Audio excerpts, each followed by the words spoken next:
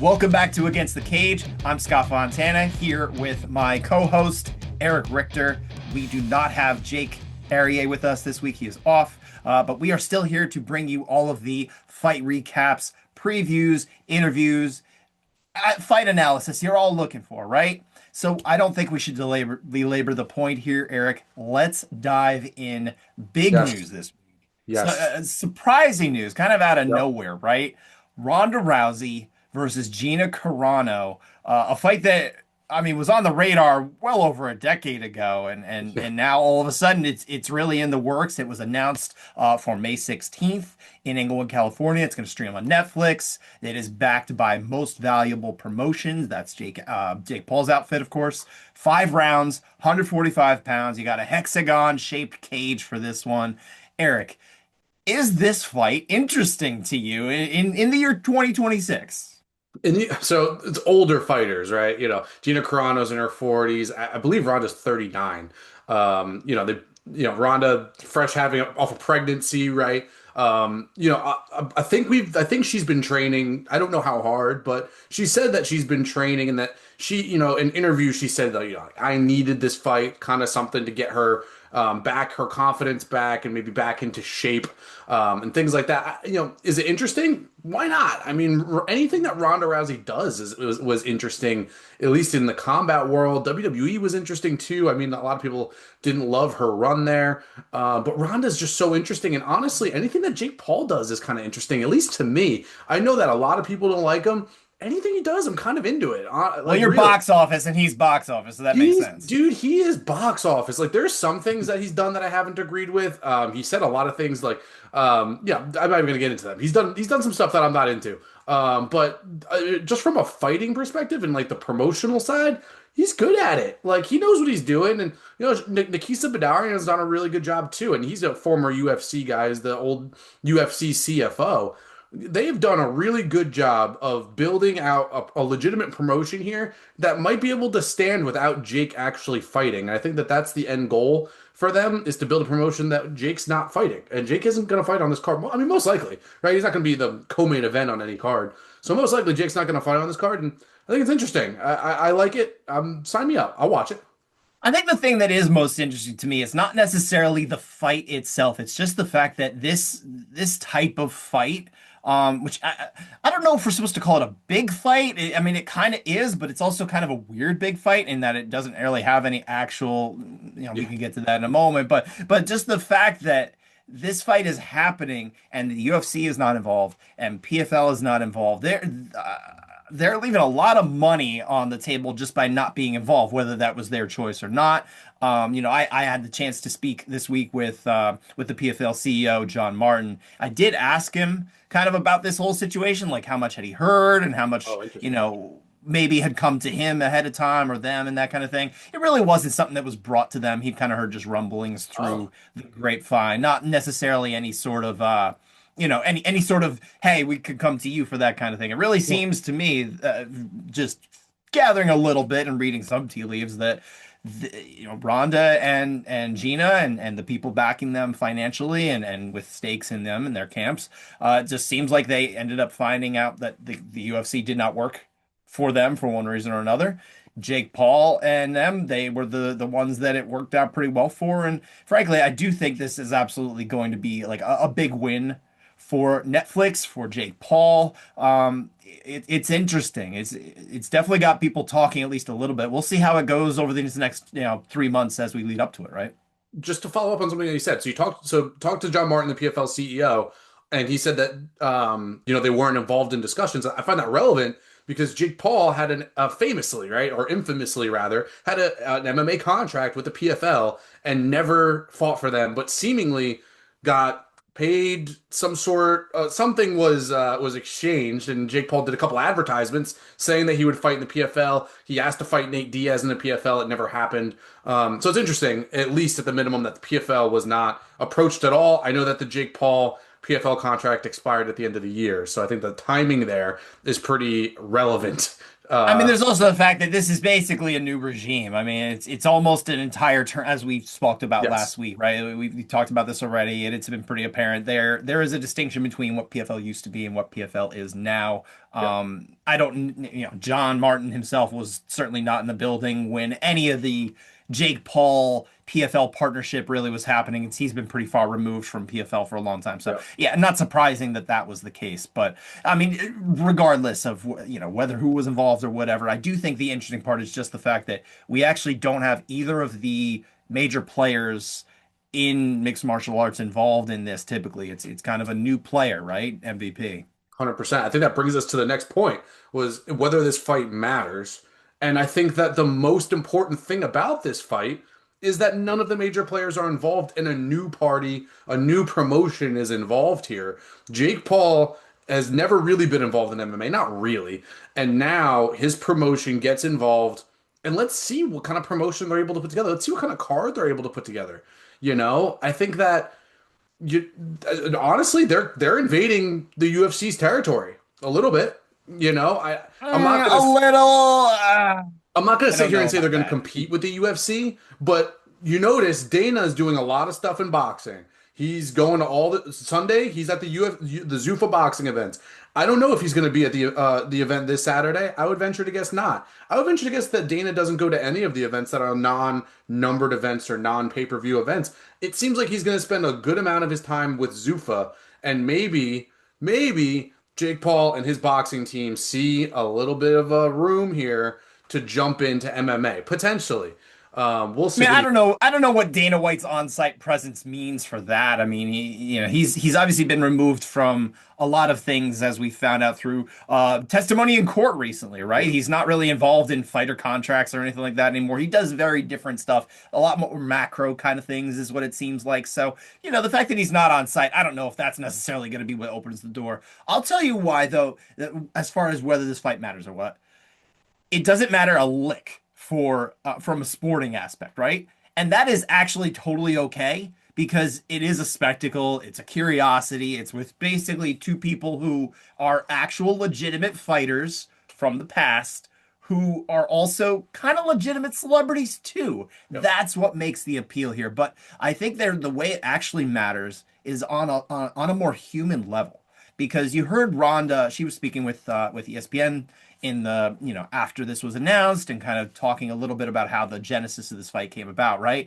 It has a lot of significance to these two individual women. Ronda was, and I encourage anybody to go check out exactly what Ronda was saying from that interview. I'm going to skim bare bones on this kind of thing. But essentially, there were a lot of things like, depression and weight gain among these women that they were kind of seeking each other out almost to kind of bring out the best in each other and help each other along through times that were maybe just a little tougher for them. And I think that's really cool that it came about. Look, let's not get it twisted. Money is definitely a gigantic part of this, and they're going to make bank. But I do think this is all rooted in a very human side, a lot of humanity, and I think that's kind of neat. So that's why this fight matters. It matters on a human level, and I think that's cool. Yeah, I think that's totally fair. Ronda, when she ended her UFC career, kind of ended with a kind of ended flat, right? Like the last two losses, both Well, by both of these knockout women, I mean, TKO. they were on top, and they both just lost their last fight, or in Ronda's case, last two fights.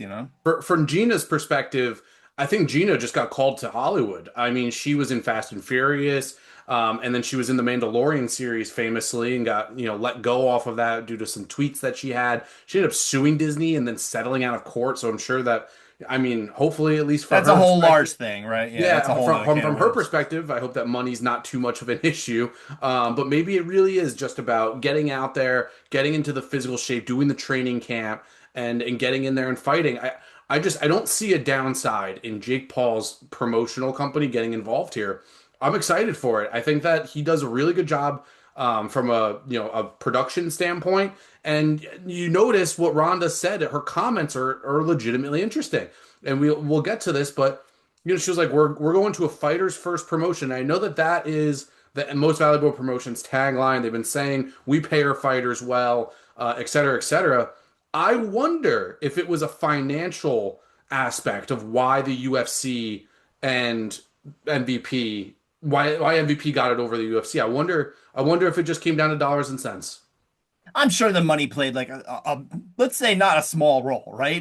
It had to have because if the dollars are there, then it can make sense, right? I don't know that the UFC wants to fork over buku bucks just to be able to get fighters in anymore because they feel so confident that the brand is going to carry the day for them, right? They whatever they're trying to go, those three letters UFC are all they really need. The fighters around it will work themselves out, and I think they do believe that a lot. But I will say this though for the UFC, if I would to kind of again read the tea leaves a little bit here, Dana White's been pretty clear for quite a while here that they're not really interested in, let's say, circus fights. This isn't a freak show fight. This is a little further from that, but there's a little bit of a circus element to it. It's celebrity fight. They're real fighters, but it is celebrity fight. They're playing on that to try and get you to watch. And a little nostalgia as well. But I mean, frankly, we have not seen the UFC go the route like this since that the CM Punk experiment, right? That's That what I didn't was going really to bring go up. very well. Yeah, I think ever since then they kind of saw like, look, we don't really need this. We paid a lot of money. Maybe it got a little bit of interest, but it just really wasn't worth it in the end of the day for them. So I think because they probably look at this as like this is a pure one-off, right? There's nothing that comes of this after. Ronda's not going to keep fighting. She's 39, you mentioned before. Gina Carano is 43 years old. They hadn't competed in 10 and 17 years respectively. This is a very long time to have gone between fights, and they're not going to do it again. So for them, I can understand it doesn't fit their current MO. And I can see why, even outside of the money, it just isn't what they're trying to do. Yeah, I think that's fair. 17 years is just crazy. The UFC has shown a willingness to do stupid stuff before, CM Punk being one. I mean, honestly, like Kimbo Slice was a little bit of a freak show kind of thing. That's a long time ago, though. Long Different time ago. time, different Yeah. time. They're not into it I mean, even the anymore. James Tony thing, that Yep. was that itself was 16 years ago this year. So Yeah. yeah, time's flying, man. It's a different era, It and I does. think It they've left does. that time behind. Yep, yep. 100. I think CM Punk, they were so badly embarrassed, especially the second CM Punk fight. If anyone wants to go back and anyone that hasn't watched that one, we should do a You don't homework need to. assignment. The CM No, Punk no. experience. No, I don't want to do that to Jake. That's not fair. I like Jake. Well, We can regardless, do more fun stuff for Jake. so all of this is to say, Scott, the sports entertainment rating right now is what? Sporting's a zero, entertainment's four? I think it would be fun. Yeah, I'll say this. Yeah, Sporting is a it's like a -1. Has to be. But absolutely, I think there is a real chance that for like 2 minutes this fight is pretty electric, and then Yeah. it's over. Yeah, I do believe that. I mean, it is, the interesting part here is I think if weight class was let's say weight class irrelevant, that you put the two skill sets together. Ronda Rousey should absolutely destroy Gina Carano. She was a much more advanced fighter. Yes. Even from the moment she said she was going to take up MMA, just the judo alone was going to serve her well. There 100%. is size certainly on Carano's side. I don't want to go deep into analysis here because for goodness Well, sakes, this is really not going to take that long. well, But yeah, this like I probably you were going to ask me at some point probably how would you line this fight? I will line this fight at like -900 for Ronda. Well, Ronda opened up at -400. I don't know what he's moved to. I was asked on Gee. Twitter. Yep, I was asked on Twitter what my betting pick would be, and I said Ronda by first round submission or fight goes to decision because they'll get tired. It'll No, be, no, no. First round submission. Absolutely. yeah, 100%. I said Ronda first round submission, and if it's not that, then it's going to go to decision because they're tired. If the line is -450, the line for Ronda first round submission should be -400. No, I That's hear like you. it's the way this fight is going to go. I would be stunned if it doesn't go anywhere else. But No, I hear look, you. we can have a little bit of fun with it. There is a little curiosity there. If you have a Netflix account, you don't have to pay anything for it. So that's, you know what, why not do Sure. something? I had some friends over the last time there was what was the Joshua. fight? Jake Paul and Joshua, exactly. The last time they did that, we had friends over just for a holiday party, and that was fine. Yeah. And yeah, we could, you could do the same. Just get people together, put it on in the background, take a break for 2 minutes to watch the craziness, and then move on with your day. Overall, I just think that it's good that Jake Paul's getting involved in MMA. Honestly, I like it. You know, actually, because obviously I just said, oh, we'll just take 2 minutes out of your night for that. But what if we built let's build for ourselves what the undercard ought to Yeah. look like for this one. Let's have a little fun here. I'm gonna throw this one off the board. I don't know if where you had this, Eric, but I'm gonna say just because everybody has also already said it, I'm gonna say we should be more creative than this. Everyone's saying Anderson Silva versus Chris Weidman 3. And that Huh. does make a lot of sense. Interesting. Yeah. But you know what? That's not from my own mind. I don't think you thought of that one either. Now it looks No. like, but yeah, let's go in a different round. I want to know what you would put on first. I was going a little crazy. I was like, what if you just threw Nate Diaz and Nick Diaz at each other Oh God, no, as the no. co-main? Nick. The last thing a recovering Nick Diaz needs right now is to fight his brother, He said he sir. wants to fight though. So he said he wants to fight. He wants an MMA fight. He said he wants to fight in MMA. I don't know what his contract situation Uh-huh. is with the UFC. But you can't come back to the UFC after the Robbie Lawler fight. So that can't happen. He's been in rehab for the last 2 years. If he needs money, this is about as good of an opportunity you get, and you know Nate isn't going to kill you. So, No, and it no. brings eyeballs. Hard disagree, sir. Well, it's not even about agreeing or disagreeing because it is a freak show It already. is, yes, You know, sure. I mean, honestly, I feel like Jake and the promotion care most about like the press conference and social media clips, and then less about the actual product and in the ring. I guess in this case, in the hexagon, um, which is weird to say. So I got that as a fight. Strike Force was a hexagon. It was the same thing. Okay, so there you go. Which is where Ronda started her Yes, MMA she journey, did. her pro MMA journey, and where Gina Carano's ended. Yep. And just some other fighters that I could see on here. Tyron Woodley, right? Obviously, clear connection there.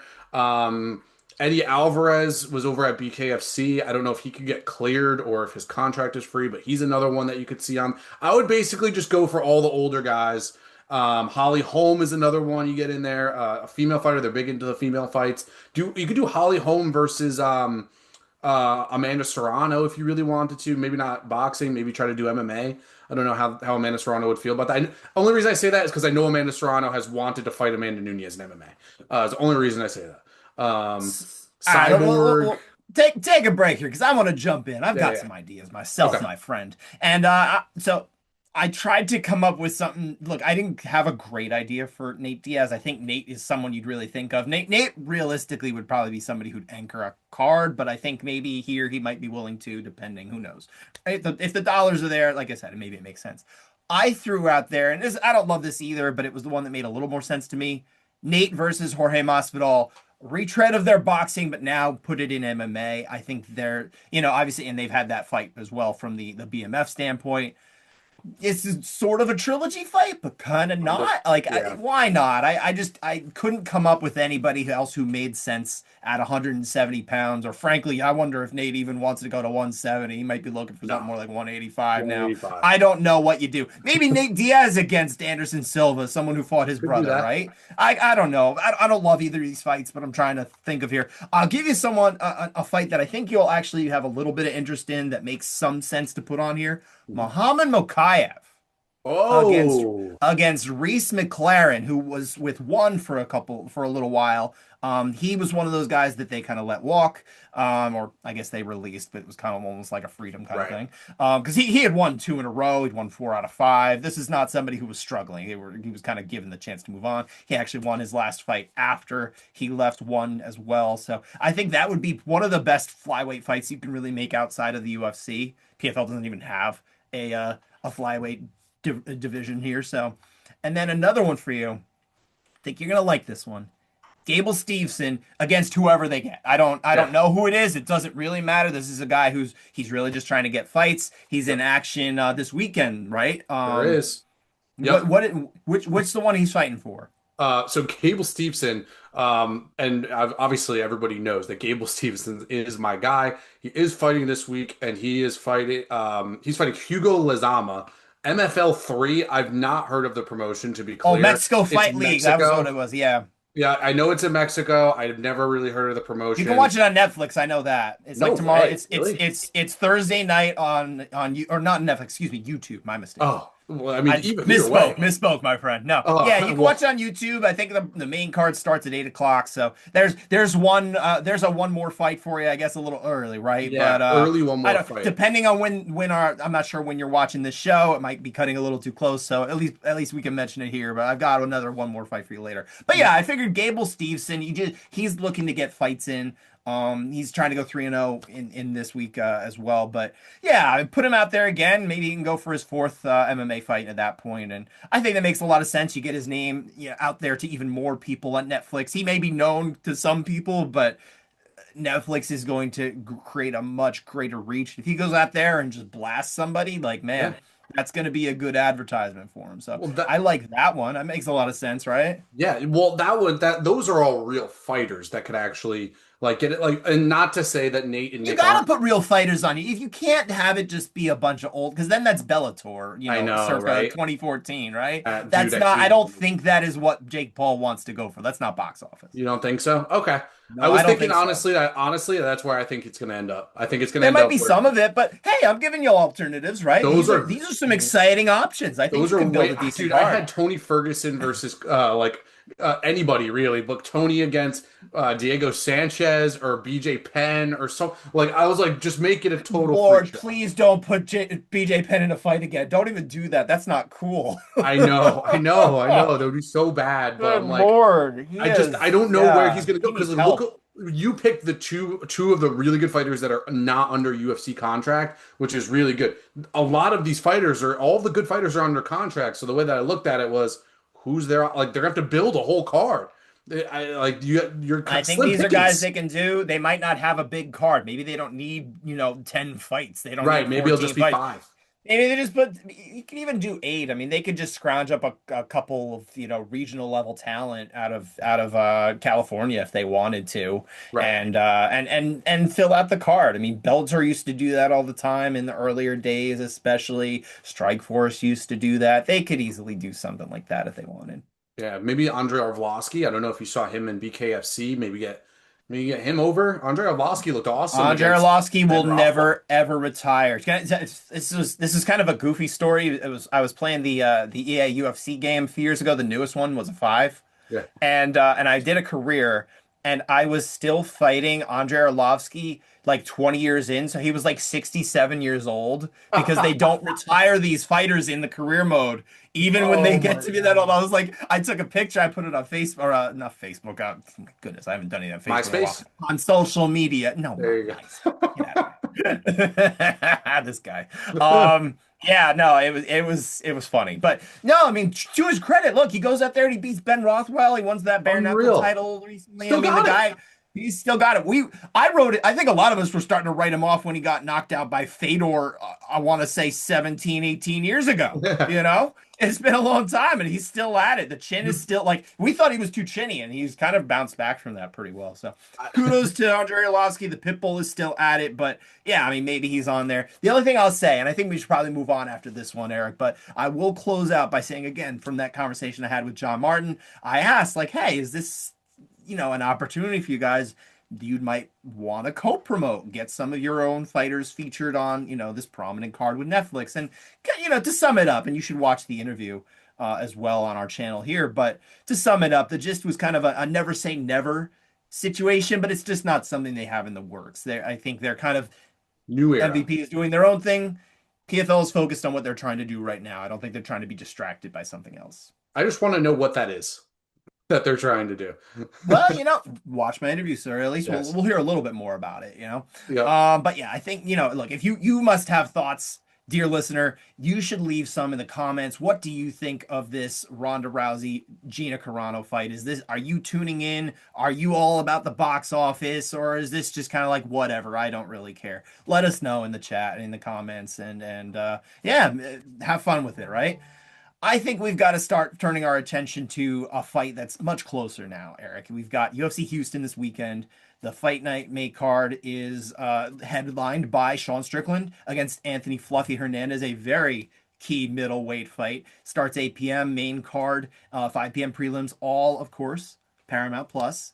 And you should, by the way, check out my interview with Anthony Fluffy Hernandez. He had some pretty strong words to say about Sean Strickland, his opponent, and some of the tactics that he uses online. And this is coming from somebody who's not a big online guy, Eric. So I think it was very interesting that he had some very pointed thoughts on the let's say controversial way in which Sean Strickland has decided to promote this fight at times. The Yeah, seems question, like though, that. the question I have for you, Eric, is this fight, is this the right middleweight fight to have for either of these men in terms of the middleweight title picture?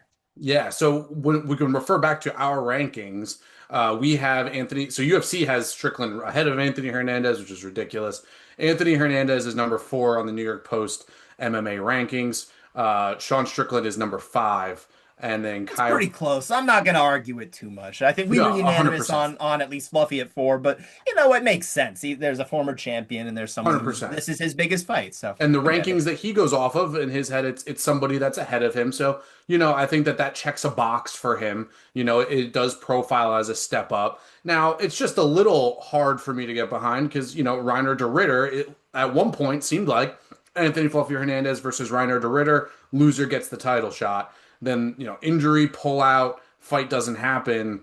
And now he's fighting Sean Strickland, who I'm not sure is very close to the title. Now, Sean Strickland's resume is very solid. He has a win over Nasruddin Imavov.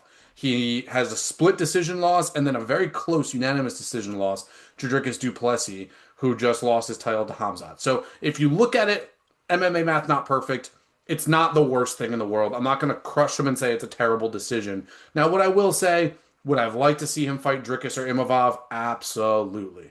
Or even Kyle Borhalio, I think, or Kyle Borhalio, Boralho. Ugh. Bohalio, Sure. I I need to got you. work on that one. Regardless, would I've liked to see that fight instead? Absolutely. I think that one's a better fight for him.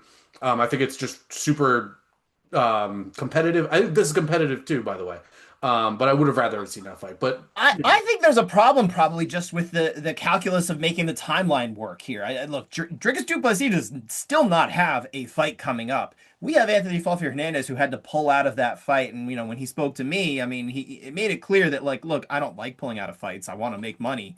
If I can fight, I can fight. If I can train, I can fight. If I can't train, I'm not going to fight. He's pretty calculated like that, but he's healthy. I mean, the injury, as I understood it, did not keep him out very long. He was only out of the training room a little longer. I think he was hoping to delay it. UFC was not really inclined to do that, so that's why he just missed that date. He doesn't want to sit out extra long for a potential right. Dricus du Plessis fight that's not coming together. The UFC had obviously thought of this fight and came to both of them. They were talking about doing it in Australia, which Sean Strickland put his foot down and said absolutely not.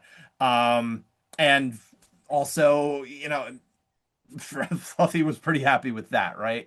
I don't know that we have an opportunity here to create a better fight for him. I think this was what came along. Nasruddin Imavov doesn't always keep the most active schedule, and I do think it's a good fight for him. I think a win here, especially an opportunity he's a favorite here. He's certainly somebody who's going to look very, very good, I think, this weekend, or at least he can. And from Strickland's standpoint, I mean, this is a Step up. potential springboard, right? Look, honestly, I don't think this is a bad matchup. I do think there's a problem here with the fact that Dricus du Plessis, we just don't know when he's coming back, right? This is a guy who seems to keep a different schedule now. I mean, he lost a very disheartening loss of his championship last summer. We've not heard rumblings about a new fight. I don't think Fluffy wants to keep waiting when, frankly, he had to pull out of his last fight in something he doesn't like to do, but he's willing to do. And I think he is about getting that work in and getting those paychecks. So I think this probably opportunity was presented to him. Strickland had talked about the fact that this was offered to fight in Australia, and he's like, I'm not fighting in Australia. Again, I'm not taking the tax hit. And Fluffy Hernandez has been pretty on board with that as well. I think he was pretty happy that Strickland at least kind of spoke up for that and presented that. So now they're fighting in Texas. It's a much better opportunity for both of them, and I would think especially Fluffy, trying not to get the tax man taking away his money in Texas. I don't think it's a bad opportunity at all. It's a chance for Hernandez to fight a former champion in Strickland, who he's only lost lost to like very high level guys. He does have a win over Imavov. So the fact that he's not getting a fight against Imavov Hernandez in this case, I don't think it's that big a deal. You can beat the guy who beat him and continue rolling. I think an impressive win gets him right to the top. And then on Strickland's side, frankly, this would be a very good win for him, the Yes. best one he's probably had in a while. It's a Yep. tough opponent, and I do think he could take some of that chi and actually get himself into a fight against Chimaev. It's a big risk reward for him. This is not the greatest of matchups, I don't think. He's definitely an underdog here, but if he does win, then you start to say, okay, what can he do against Chimaev, especially if he's able to neutralize the wrestling? I think it's actually win-win either way, but especially from Strickland, it's a big risk and a big reward, and I could see upside for both of them. 100%. And like Strickland, you look at this one and he defends takedowns at a 76% rate. I want to see how his takedown defense holds up here, especially over the course of 25 minutes. Neither fighter's getting tired here. This is first team all cardio in this fight. Both Yeah. of these guys have unlimited gas tanks seemingly. And, Fluffy Hernandez is not a bad wrestler. Like, it's not like he's one of these submission grapplers who is looking for positions to kind of get like outside trips and stuff. Like, he's not doing that. He's got a very strong double leg. He can chain his wrestling together, take the back. I think that Strickland is usually the guy who's controlling the octagon, coming forward, jab, jab, cross, jab, push, kick, cross. Like it's very technical in the way that he's coming forward nonstop and he's talking. But Fluffy's going to do that too. Fluffy's going to be like, good, you want to come forward? I'll come forward at you faster and I'll come forward at you with takedowns, which Strickland's not going to want. So I actually expect that Strickland's going to be on his back foot more than his front foot, which is irregular for him, frankly. Hernandez had 9 takedowns against Dolidze and 10 against Michel Pereira, who kind of never recovered from that one. That one, Michel Pereira, that like kind of I don't know. I don't want to say I took his soul, but Anthony Hernandez will drag you into deep water and make you really learn something about yourself, as Habib Nurmagomedov would say. So. This is I agree that Fluffy Hernandez is on a tear right now. Just it all comes down to who has got the better cardio by the end. For sure, for sure. And look, I got to ask you here too. What is the best case scenario for how the fight goes for each of these guys? Let's start with Fluffy. Well, if we're doing Fluffy, I mean, you're coming. I'm coming forward. I'm gonna take the center of the octagon. I'm gonna outstrike you for a little while, and then I'm gonna take you down and choke you out. That's really what like best case scenario. And Fluffy Hernandez got some real big feathers in his cap. He submitted Rodolfo Vieira with a Peruvian necktie.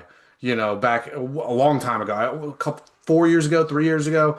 It was about, I think it was about 5 years. He was Yeah. coming off a rough stretch, kind of out of the pandemic, and then he finally got on board with He that one. burst He's onto just the been scene rolling ever there. since. Yeah. So I mean, you're looking for something like that, something impressive like that, where you're coming forward and Sean Strickland's not bullying you off of the.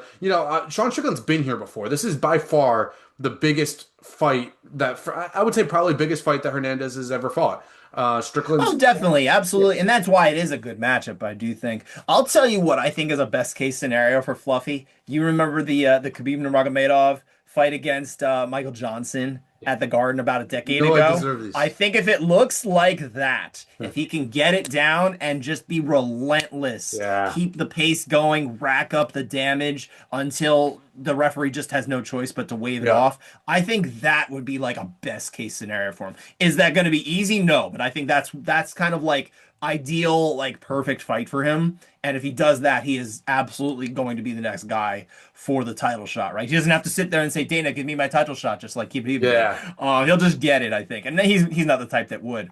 If I'm Sean, though, this is the trickier one. Like, what does a best case scenario look like for Sean? I think from him, we're talking about a situation where he's able to just continue to keep Hernandez at bay, give him fits, with the jab, those teeps he loves to throw. Best case, especially, is he ends up kind of stinging Hernandez. I don't know if it's going to be the body or whatever, but that's when he finally goes into that killer instinct mode that he seems to kind of think he has and is always talking up like, oh, I want to murder somebody out there. Yeah. We saw that against Magomedov Yeah. a few years back. That's when he gets somebody hurt, he really does attack. And if he can do that, that's where he's going to, okay, now he can actually end this fight.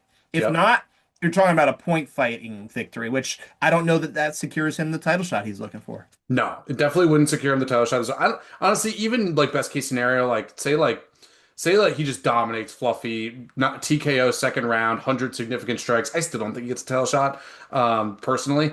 Yeah, I don't know. I don't know, man. I would be surprised if you just ruled it out entirely. I think probably he deserves it, I think, over Sean Strickland's even in got to that win. scenario, but that doesn't mean he'd get it, right? Right. I mean, Strickland's got to win over Imavov. People forget that. That Um, is true. if you want Amen to to that. draw back to a fight where like it'd be ideal for Sean Strickland, you're looking at the Abus Magomedov fight, and you're looking at the Israel Adesanya fight. Like if Sean could replicate either of those two performances, and I know that Fluffy Hernandez is going to have a very proactive wrestling attack. You know that is definitely something to deal with. But those are your two best case scenarios for Strickland. Now, if you want to talk about worst case scenarios, long time ago, at 170 pounds, Sean Strickland fought Kamaru Usman, and this is when Kamaru Usman was on his run. Nobody knew his name yet. It's a long time No ago. one knew Sean's name either, for that No, matter. no, it's a fight that just happened to happen, right? You want to talk about worst case scenario? Kamaru Usman absolutely ragdolled Sean Strickland for most of that fight. Had a knockdown as well, lost a unanimous decision. The same possibility exists here where, Fluffy could ragdoll him in the wrestling and that could make his striking better. We see that all the time. Even Habib striking before he got really good. In the beginning of his career, his striking was pretty bad in the beginning of his UFC career, but his wrestling was so good that it didn't matter. You could see that here with Fluffy. I don't know how much better his I striking don't has know. I gotten. don't know how likely that is. I think Sean has evolved a lot from those days, and I don't know that we look at Fluffy Hernandez as like a Khabib level type of grappler or a Kamaru Usman level type of wrestler, right? He's certainly relentless, and the He's pace is kind of what, relentless. what keeps people down. I not saying he couldn't take him down, but I think that would probably be a tough one that he just throws them all over the place, right? But obviously, like that's the big fight of this weekend. Yeah. There is the co-main event. It's kind of an interesting choice here, right? Jeff Neal, Uros Medic, welterweight fight. It's not truly a rankings impact fight, maybe on the outside of let's say the UFC's rankings. It's Yeah. certainly not in our, New York Post top 10 rankings that we just came out with, but there's some interest here, and I'm curious where you sit. Is this a good or a bad choice for a co-main event in Houston? I definitely don't think it's a bad choice. There's a lot of things about Jeff Neal out there, and there's a lot of stuff out there. He did a really good interview with James Lynch, and in that interview, he revealed that there were some struggles during COVID. Everybody had struggles during COVID, no doubt. But DUI, battling, alcoholism and stuff like that. It's tough. It's really hard. The life of a fighter is not easy, and especially during COVID when everybody was stuck inside, certainly not the easiest. In terms of this matchup, it's hard for me to get behind Jeff Neal at a big favorite spot here.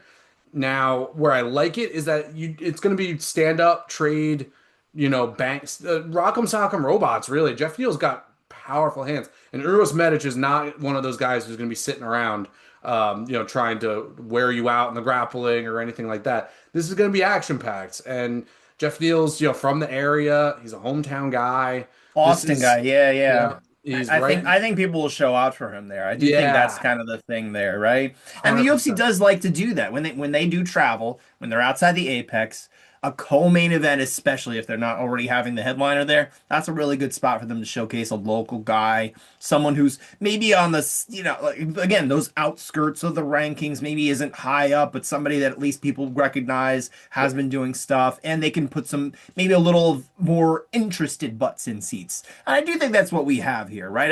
It's not the worst of co-main. I call it acceptable. I think you said it was fine, and I think that's pretty much as it needs to be. But look, I don't want to pump up Jeff Neal too much.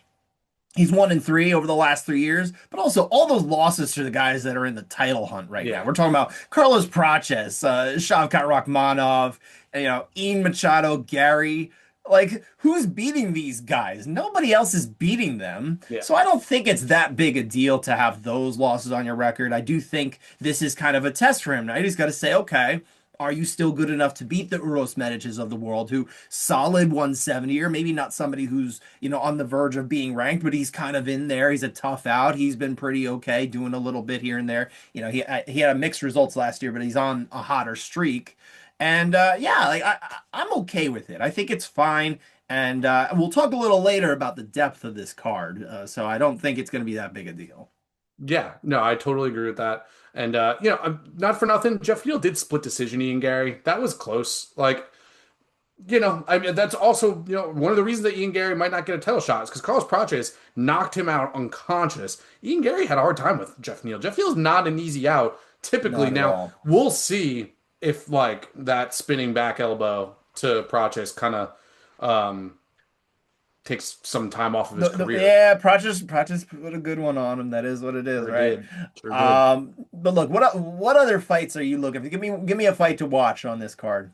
Yeah, I mean Jacoby Smith versus Josiah Harrell. Anybody that knows me knows that I've been into Jacoby Smith. Josiah Harrell also not a bad fighter at all. And he stepped in late notice for this one. Yes, and it's a welterweight fight. Both of these guys are 11-0, so like someone's O's got to go. Josiah Harrell's a Those are always fun. newcomer, yeah, 100%, newcomer to the UFC. Smith, obviously, last time out against Nico Price, who's, I mean, Nico Price not great, but he's 3-0 in the UFC. Nico Price is not nobody. Jacoby Smith, strong wrestling game. And honestly, powerful striking too. I think he's one of the guys to watch in the UFC. Not close to a title shot by any means, but with enough activity, he could definitely be looking at a ranking at the end of the year.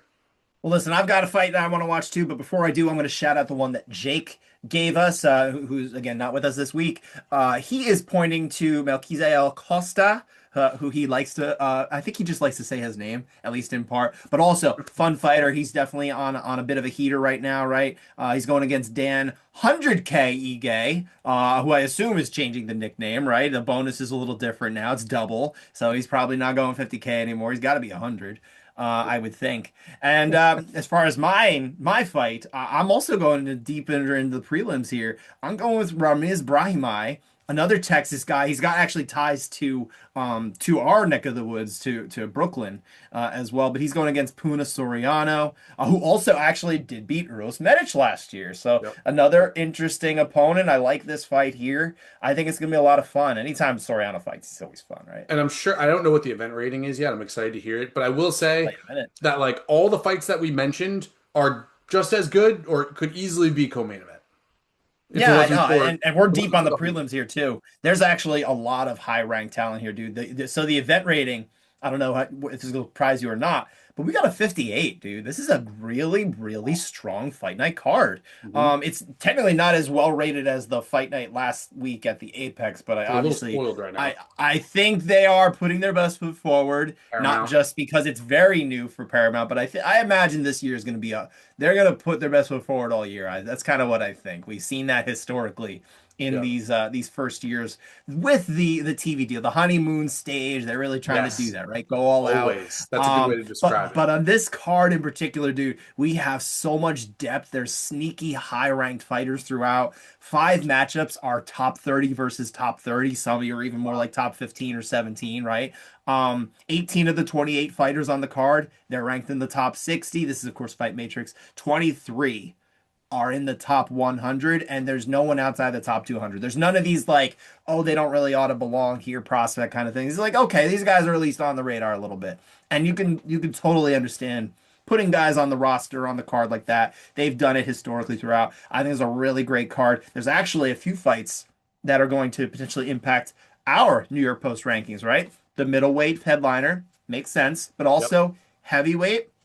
Sergey Spivak against Ante Dalia. I could see Yep. that having some impact there, depending on how that goes. The women's bantamweight division, you guys each had Jocelyn Edwards ranked. She's going against Nora Cornol, and I think that or Cornoli, I might have that wrong, but I mean, honestly, either one of them wins. Potentially, they might win me over to put them in the rankings next time we do it. So we'll see. It's Even a Costa, dude, even Costa, he lost to Steve Garcia, who's in our rankings, but ever since then, last 3 years, he's 5-0 with 3 finishes. He goes out and has another performance against Dan Ige. I mean, this right. is somebody who we're starting to talk about as maybe right behind Garcia. 100%. And just to put a button on it, 14 fights this weekend. Long night of fights. Long night of It fights. will be, yeah. Get your Unless we popcorn ready. lose a few, which sometimes we do, We right? might Sometimes lose we're a talking few. about That is a good 14 and then point. we end up with 12, and that's okay with me. I'm cool with that. 9 of the 14. projected to end inside the distance. Speaking of which, why don't you set up your three bets in 3 minutes for us, sir? Oh, I'm ready. We're back. Three bets, 3 minutes. We'll put 3 minutes on the clock. And here we go. We start off on the prelims here for UFC Houston. John Paul Labassiani. You guys might not know him. I saw him on the Dana White's Contender Series. His father is a big-time mixed martial arts guy. His name escapes me. But big-time mixed martial arts, coach. A lifetime in the game for John Paul Labassiani. Pretty big-time prospect. Comes up here against Phil Fresh Prince Rowe. Rowe, 1-3 in his last four. Bad takedown defense takedowns at a 50% clip. John Paul Bastiani, very solid wrestling and decent striking as well. I actually think that John Paul Bastiani goes to decision here with Phil Rowe. I'll take John Paul Bastiani by decision at plus 320. Over on the prelims, we're going deep here, but I was a big fan. I talked about it on the podcast. I'm a big fan of JPL on the show, and I will stand by it here. That's the benefit of betting on Dana White's Contender Series. But yeah, so we'll move on here to the I believe that still the prelims, but it's Michel Pereira, a well-known name, against Zach Reese. Now, Michel Pereira is, look, he's lost his last three. He lost to Kyle Dawkins pretty famously in August, and look. He's facing top of the level competition. You have to understand. But Alex, he fought Anthony Hernandez, he fought Abus Magomedov, and then lost to Kyle Dawkins, who's kind of on a run here. Prior to that, Michel Pereira looked like maybe not a title contender, but definitely one of the better fighters at 185 pounds. Look, I mean, he won 7 in a row from 2020 to 2024. So it's not like Michel Pereira's taking crazy amounts of damage here. Anthony Hernandez might be fighting for a title in a short amount of time. Abus Magomedov, also really talented, close fight there. He's fighting up against Zach Reese, who I'm not a big fan of. Zach Reese lost to Cody Brundage. He's beaten up on guys like Dusko Todorovic, which was also a close fight. I think Michel Pereira, this is just recency bias at its finest. Michel Pereira, I'm going minus 160. I just think he wins. I think it should be like a minus 220 favorite spot. Give me Michel Pereira here on the money line, minus 160. Unless he has taken crazy amounts of damage in training that I don't know about, he should be able to win against Zach Reese for sure. And then we're going to go finally to the main card. I'm skipping the main event here as a best bet, but I am going to go to the co-main event where Jeff Neal is fighting at home against Uros Medic. I'm not a big Uros Medic guy. I'm not a big Jeff Neal guy, but the level of competition for Jeff Neal is just way higher than it is for Uros Medic. Jeff Neal had a split decision loss to Ian Gary, not too bad. Uros Medic is definitely a solid enough striker. I don't know how his defense isn't great, but Jeff Neal is definitely getting older. I think that this goes over 1.5 rounds. I think that the line is just too high for that. I only even just goes to decision in the plus 400 range, but I'm going to go over 1.5 rounds as a best bet, plus 114 over on DraftKings. That's your 3 bets in 3 minutes. Let's get back on the winning track. Let's do it. All right, right on. That was great, Eric. So I think we can put a button on UFC Houston now. I want to bring up something, it's just you and me. I want to have a little fun here. This was something that we saw come out of the NBA All-Star Weekend chatter, actually. Jaylen Brown, former NBA Finals MVP, is a star of the Boston Celtics, an All-Star, of course, this past weekend. He said that he has talked to Dana White about potentially fighting for the UFC when he's done with his NBA days. So I don't know whether that's true or not. I don't know if somebody who has been extremely involved in NBA Players Union stuff is going to be all that interested in working with the pay scale of the UFC or kind of the business practices. But that's a conversation for another day. Series offer. We don't have to worry about Contender Series, right? Get out of here. Especially now that we saw what they're going to do with Gina Carano and Ronda Rousey, I feel like that's not anything other than just, hey, I talked with him, right? But let's just have a little fun. Let's look at the 3 major U.S. sports: NFL, NBA, Major League Baseball. I want you to pick one active athlete who would make a good mixed martial artist. Yes. So I have 2. And the only reason I have 2 is because one of them is retired, but retired early, is still super young. I think he's 31, 32. So is probably a future Hall of Famer. Aaron Donald, defensive tackle for the Los Angeles Rams, is scary. He's one of those guys that just nobody wants the smoke. I And would a love, notorious hard like workout guy too. Yeah, he does yeah. these crazy workouts and stuff. Yeah. So he's 6'1" and he weighs 284. So there's plenty of room to cut to heavyweight. Now look, heavyweight sucks. Maybe he'd be ranked number 11, right behind Gable Steveson. Who knows? Um, Killing me. in any event, a second one. Actually, no. I'll give you the second one after you go. All right, I'll give you mine. And I went a little bit different direction here. The reason what I was looking for criteria wise, I picked somebody who had some martial arts background, and in this case, wrestling. I Okay. went with Mason Graham, top five pick last year's draft, right? He's a Yep. Cleveland Browns defensive tackle. More importantly for this exercise, he was a standout high school wrestler in California. Mm, Not even that long ago, because he's only 22 years old. right. Listed at 6'3", 315. I know that's a lot bigger than heavyweight. I imagine if you're training for a fight instead of for this, you can get under 265. I'm not concerned about somebody who actually wrestled being able to do that, right? Um, in frankly, in heavyweight years, he's a baby if he's 22. So I 100%. I would think if you let's say this guy just said, you know what? Just for a lark, I'm going to start training, kickboxing along the way, and maybe just learn how to like Yeah. keep it standing when I'm kickboxing. If he's 32 years old, maybe he's all ready to become a killer in MMA. I wouldn't write him off. And look, we saw Greg Hardy make the move over, right? A standout defensive player, but he didn't have that base, right? He doesn't have the wrestling mentality. I don't think Just he a was guy that truly a liked to get beat. fighter. He was just kind of a crazy guy, right? Yep. And look, he had even success at the UFC level, semi-manufactured. It was a lot of his own, right? Yep. But at the same time, I think somebody like this guy, Graham, no, Mason Graham, I think what he can do is he's going to bring that wrestler's mentality. He's going to be able to be in it for a fight, and he can weather storms. So I'd be curious to see how he would do. Yeah. Well, Give one me your that other one. I want to know your other one, though. Mason Graham's a good shout. I like that one because he's young too. It makes sense. Yeah. The other one was James Johnson, and this is not like I'm glad you brought him up. I was going that. to. Yeah, well, I'm glad that I didn't say it ahead of you because I mean, it's just known that this guy has got the juice in MMA. Nobody wants to mess with him on the basketball court.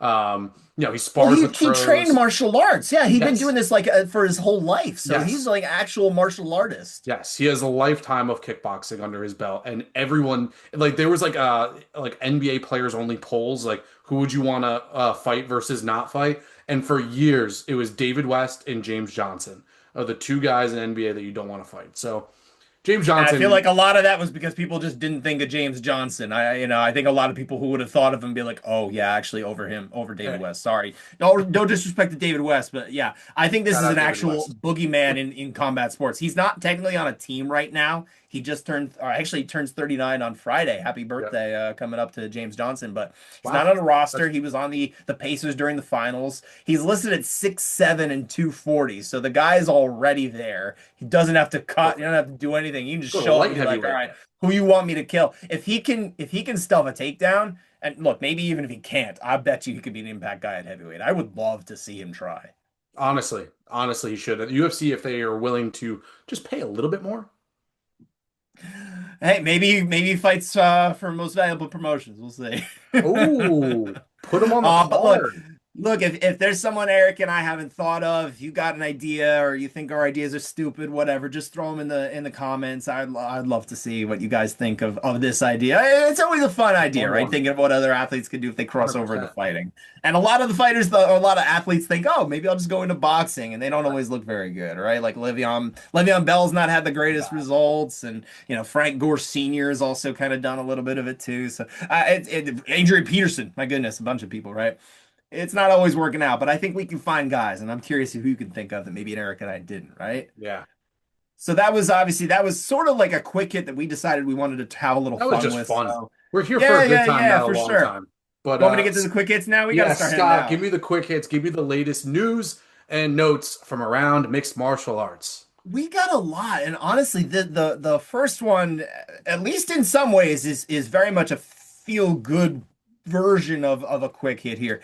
Cain Velasquez, obviously a very ugly situation that he found himself in that did find him in prison. He was sentenced to a 5-year term stemming from his 2022 arrest on several charges, including attempted murder of the man accused of molesting his young son. Well, he was just released on parole over the weekend. Only served 10 months. He continued to shave off time for good behavior and all sorts of good stuff. That I know the judge was notably sympathetic to Kane and his motivations in trying to look out for his family, and now he is reunited with that family on the outside. So good for the Velasquez family. Obviously, the chapter is still not closed for them. They have a lot of things to deal with that, but at least he's home, and that's good for them, right? Um, on a little more sobering, or maybe like a little more outside of that, right? Like back I to don't know about back to sobering. fantasy. Let's get out of reality. Let's go back to fantasy here. Conor McGregor. That's a good way to bring us back, right? He claimed on social media that he has been offered an opponent and a date, and he accepts for his next fight. He's just waiting for the contract. We'll see what that leads to, if anything. You never know with Conor. There's a lot of talk, but at this point on this particular week, when we're all hearing about the White House stuff, you got to at least mention it, right? He's up, Um, down, sideways in circles. Everything that he mhm. says. We are getting closer to that reveal, I think. We're not going to get it yet. It doesn't seem like it's imminent, but at the very least, Dana White, he did say post-fight after Zuffa Boxing 3 the other day that plans for the UFC White House are built. The word is built, not done. He was very clear on that, with two different options to present to President Donald Trump for essentially a stamp of approval, it would seem, right? So keep your ears to the ground, or well, not ears to the ground. You're gonna hear about it. It's gonna be pretty obvious, right? Fight announcements. We got 3 fight announcements I want to get to here. Norma Dumont is going to fight Yana Santos. It's been reported, and actually both of these women have confirmed on social media. They will fight on April 25th at a yet unreported location. We have not heard about this event until now, so that's a little new there. Michael Title Chiesa. ramifications. Yeah, absolutely. This is a big fight. Winner of that one realistically might be next in line when eventually that whole thing gets clarified with Kayla Harrison, or maybe it doesn't. Who knows? Um, let's try to think positive here, right? On another note, though, Michael Chiesa, he has announced on the Anakin Florian podcast he was on recently, he will retire after his UFC Seattle fight on March 28th, where he faces Carlston Harris. So this is the swan song for the Mikey Maverick, right? Um, and then also, this is a weird one. An unretirement. Anthony Lionheart Smith is going to be fighting in Gamebred FC. That's a bare knuckle MMA from, of course, Jorge Masvidal. They are having a 16-man heavyweight tournament. He will be facing Chase Sherman. Another fight announced for that one is a couple UFC vets, Guto and Asench, and Mohammed Usman, who was let go after some anti-doping shenanigans. So he's available to them now after all that. Have fun with that, It's a bad Mr. fight for Anthony Innocent. Smith, by the way. Yeah, look, Chase Sherman's going to win. it's not great. You don't like to see fighters that look like they ought to be retired to actually come back, but it is what it is. And we're gonna hear more about these fighters in this tournament as well. It sounds like Gamebred was definitely teasing that, so we'll keep our eye out. Last one for you, and I don't know where you stand on this one, Eric, but Zabit Magomed Sharipov. You remember Zabit? Oh my God. He, Yeah. Tell me. yeah, blast from the past. He was Love. kind of like he's one of these big MMA what ifs, right? I think we Yes. were all waiting for Biggest him to one. take over at featherweight, and all of a sudden he just retires at 28 years old, 7 years ago. Well, he Yeah. really retired 4 years ago, but he hasn't fought in 7 years. But it was just announced this week by ACB BJJ. He will compete in grappling for the first time since he Okay. walked away from MMA. I don't know if it's going to lead to anything, but here it is. Maybe there is hope that at 34, Zabit can realize some of these the what ifs that we all had for him, right? Was he going to school to be a doctor, or did I make that up? Something like that. I don't remember exactly, but I believe there was some sort of doctoral element to it. Yeah, it was a very interesting scenario. So, who knows? Maybe it's just grappling. And Wow. if he does, hey, That's you know awesome. what? More power to him. I hope he's living his best life. Tell you what, I'll watch it because he was one of the most creative grapplers in MMA that we had ever seen. Honestly, he was phenomenal.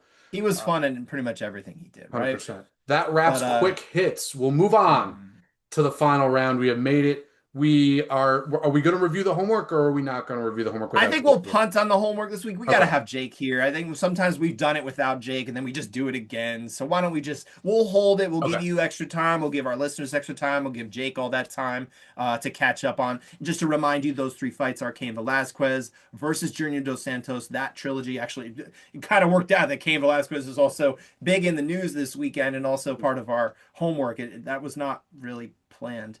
But Shout out well, Cain I kind Velasquez. of, I guess I knew he was up for You had parole the soon, inside but I didn't know track. exactly when. No, I wish I knew. I mean, good for him, you know. But those fights, they're in 2021 or 2011, I should say, 2012 and 2013. So make sure you check out all three of those. You got a reprieve, guys. Homework's due next week. Um, as far as this week in MMA, though, that we'll get to right now. 24 years ago, today, February 19, 2002. UFC Tap Out was released on the original Xbox. That was the second ever UFC video game. I did not play this. I'm not an Xbox guy. I know you're more an Xbox guy because you're wrong. But PlayStation all day, a little bit of Nintendo as well. Did you ever play it? Oh yeah. Oh, with the new video, UFC Tab Out? No. No, that one, PlayStation, yeah. yes. Oh yeah, I never played PlayStation. I get that. I've also played Xbox in my life too, but I'm just, Really? I'm not. Breaking Yes, news. I picked up a controller, exactly. But anyway, that's our MMA this week, right? Or this week in MMA, I should say. Yeah. We can move on. One more fight. We already gave you Gable Steveson fighting in the Mexico Fight League on Thursday at 8 o'clock, depending on when you get a chance to watch this. But we got one more fight on top of that. Scott, what is the one more fight? Yeah, I wanted to give you something especially because you might not be able to catch it in time because it is Thursday that we put out our podcast typically. So this one's for Friday night. It's also in Houston, actually. So it's piggybacking off of the UFC a Oh, little bit or leading into it, right? 9 p.m. Eastern Time, main card on Fight Pass. You can watch Fury FC 116. The fight I'm targeting here, it's not the headliner, it's part of the main card. Delano Taylor against Dante Skiro.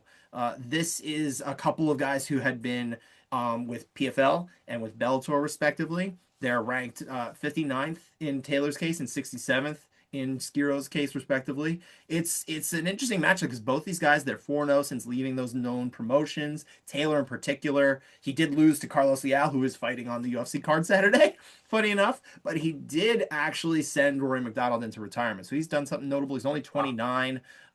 He trains out of Kill Cliff as well. So he's the type of guy that if he wins this fight, I think the UFC especially might be coming to knock him. I think he ought to be on the roster if that's the case. And if it goes the other way, frankly, Skiro, that's a good win for him too. Again, 4 fights in a row since he last fought for Bellator. And he actually, one of those fights was a victory over two-time Bellator, no, excuse me, PFL season winner, Ray Cooper III. So I think, Ray frankly, Cooper's this is an solid. interesting matchup. This is something that really ought to be on the UFC's level, but I don't even know why it's not headlining in Fury. I think it's an interesting fight, but yeah, check it out. Fury's good to watch. You can watch it on Fight Pass. Oh, well, there you go. Scott, we wrap. We did it without Jake, barely. Yeah, who needs Jake? Yeah, probably us We do. after No, the we need. No, after we the need. days. We're just kidding, Jake. Please come back. We need you. We Please need you come desperately. back. Thank you all for But that's it, tuning in. guys. Please like, subscribe, comment. If you hate my Gable Steveson jokes, let me know. And if you like my Aaron Donald pick, let me know. If you think Scott, his ranking of Gable Steveson is a joke, let him know. You could do he's that gonna make too. me he's gonna make me look real good this week. Or maybe I'll drop him after this. Who knows? Maybe. Thank you, everybody. Have a great week. Enjoy the fights.